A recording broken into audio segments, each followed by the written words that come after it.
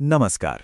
आज हम विज्ञान की एक ऐसी जासूसी कहानी में उतरने वाले हैं जिसने हमारे आसपास की दुनिया की समझ को हमेशा हमेशा के लिए बदल दिया है।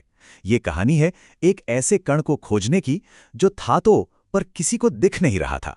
जरा सोचिए, यही वो सवाल था जिसने 20वीं सदी के सबसे ब्रिलियंट वैज्ञानिकों को उलझा रखा था। उन्हें पता था कि परमाणु के अंदर कुछ तो है जो हिसाब में नहीं आ रहा, लेकिन वो पकड़ में ही नहीं आ रहा था। बिल्कुल, परमाणु के अंदर छिपे एक भूत की तरह।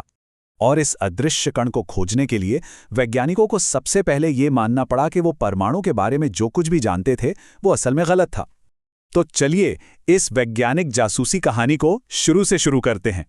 ठीक है, तो कहानी की शुरुआत होती है एक ऐसे मॉडल से जिसका नाम सुनने में बड़ा मजेदार है, प्लम पुडिंग मॉडल। ये उस वक्त की बात है जब एटम को लेकर हमारी समझ बहुत बहुत अलग थी। तो देखिए, बात है 1897 की। जे थॉम्सन ने इलेक्ट्रॉन खोज लिया था। अब सवाल था कि ये एटम में रहते कैसे हैं। तो उन्होंने कहा, सोचो एक तरबूज है, पूरा लाल हिस्सा पॉजिटिव चार्ज है और जो बीज हैं वो नेगेटिव चार्ज वाले इलेक्ट्रॉन हैं जो उसमें धंसे हुए हैं। उस समय के हिसाब से ये थ्योरी एकदम सही लगती थी, लेकिन ये बहुत जल्द और बहुत जबरदस्त तरीके से गलत साबित होने वाली थी। और फिर कहानी में एंट्री होती है अर्नेस्ट रदरफोर्ड की। 1911 में उन्होंने एक ऐसा एक्सपेरिमेंट किया जो इस प्लम पुडिंग मॉडल को हमेशा के लिए तोड़कर रख देने वाला था।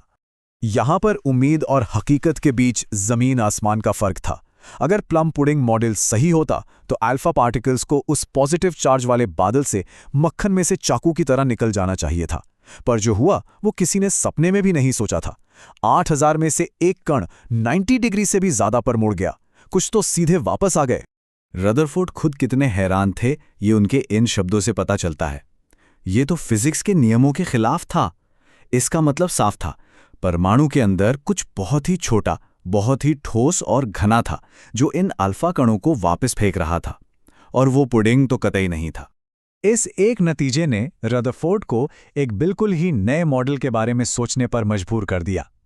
अगर ज्यादातर कण सीधे निकल रहे हैं, मतलब ज्यादातर एटम खाली हैं, और अगर कुछ कण वापस आ रहे हैं तो इसका मतलब क्या हो सकता है? रदरफोर्ड को एहसास हुआ कि एटम का सारा पॉजिटिव चार्ज और लगभग सारा वजन एक बहुत ही छोटी सी जगह पर इकट्ठा है।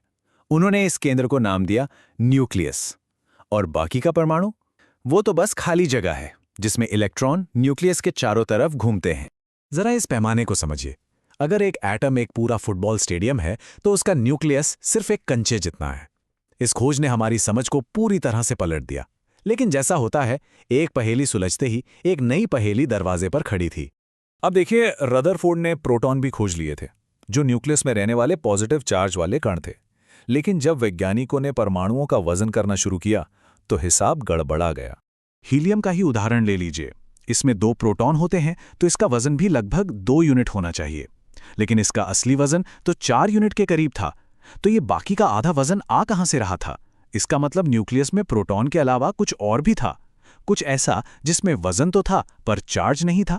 और यहां रदरफोर्ड ने एक जबरदस्त अंदाजा लगाया। उन्होंने कहा, जरूर न्यूक्लियस में एक न्यूट्रल कण है, एक ऐसा कण जो प्रोटॉन जितना ही भारी है लेकिन उस पर कोई चार्ज नहीं है।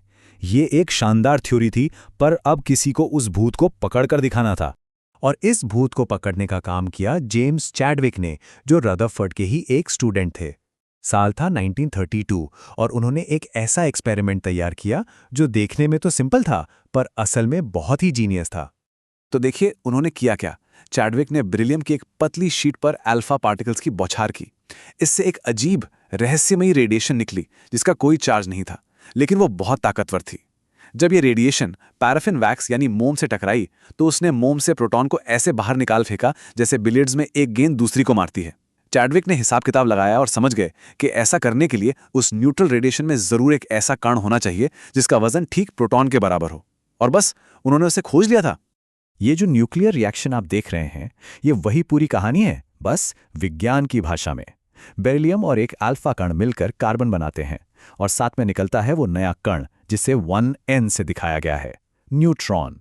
परमाणु में छिपा वो भूत आखिरकार पकड़ में आ ही गया। न्यूट्रॉन की खोज सिर्फ लिस्ट में एक और कण जोड़ना नहीं था। नहीं नहीं नहीं नहीं, इसने तो भौतिकी की दुनिया को हमेशा के लिए बदल दिया। इसी खोज ने समझाया कि हीलियम का वजन 4 क्यों है, क्योंकि उसमें 2 प्रोटॉन और 2 न्यूट्रॉन होते हैं। इसने आइसोटॉप्स के रहस्य को भी सुलझाया, मतलब एक ही तत्व के परमाणु जिनका वजन अलग-अलग होता है। और सबसे बड़ी बात, इसने परमाणु के उस मॉडल को पूरा किया जिसे हम आज जानते हैं, और इसने परमाणु ऊर्जा से जुड़ी हर चीज का रास्ता खोल दिया। तो देखिए, ये पूरी यात्रा लगभग 3.5 साल तक चली। थॉम्सन के इलेक्ट्रॉन से लेकर रदरफोर्ड के न्यूक्लियस और प्रोटॉन तक, और आखिर में चैडविक के न्यूट्रॉन तक। हर एक खोज ने अगली खोज के लिए रास्ता बनाया। न्यूट्रॉन की खोज के साथ परमाणु का बेसिक ब्लूप्रिंट तैयार हो गया था। लेकिन जैसा कि विज्ञान में हमेशा होता है, एक सवाल का जवाब 10 नए सवाल खड़े करता है। अब जब वैज्ञानिकों को पता था कि परमाणु किससे बना है, तो अगला सवाल जाहिर था, क्या इसे तोड़ा जा सकता है? और अगर हां, तो ऐसा करने पर उसके अंदर से कौन सी ताकत बाहर निकलेगी? लेकिन वो कहानी फिर कभी।